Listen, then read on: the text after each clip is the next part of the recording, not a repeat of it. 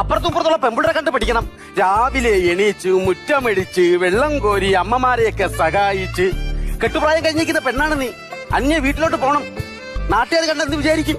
ഈ മാലോകരോട് ഞാൻ എന്ത് പറയും? ഈ വീട്ടിൽ ആരാ വേലക്കാരി? ഞാനാ നീയാ? ഞാൻ ഈ തുണിയൊക്കെ നല്ലോണം കഴുകി നേരെ ഇടാൻ നോക്കും. വന്നിരിക്കല വെറുതെ അടുക്കളയിൽ ഇരുന്ന ഞാൻ ഒരു പടവലങ്ങി എടുത്ത് അതിന് പോലും നോവാതെ ചുരണ്ടിക്കൊണ്ടിരിക്കുകയായിരുന്നു. ഇവിടെ വന്ന് വേതാളം പറഞ്ഞ് പണി ഇരന്ന് വാങ്ങിയേ.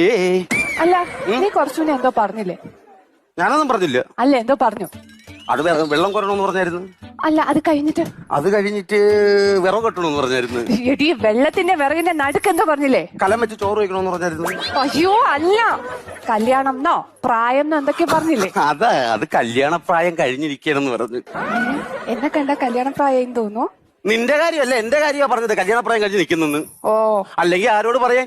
ഈ വീട്ടിലെ അടുക്കളയിലെ പുകയും കൊണ്ട് എല്ലാം കൊണ്ട് തുമ്പപ്പൂ കണക്കിരുന്ന പെണ്ണ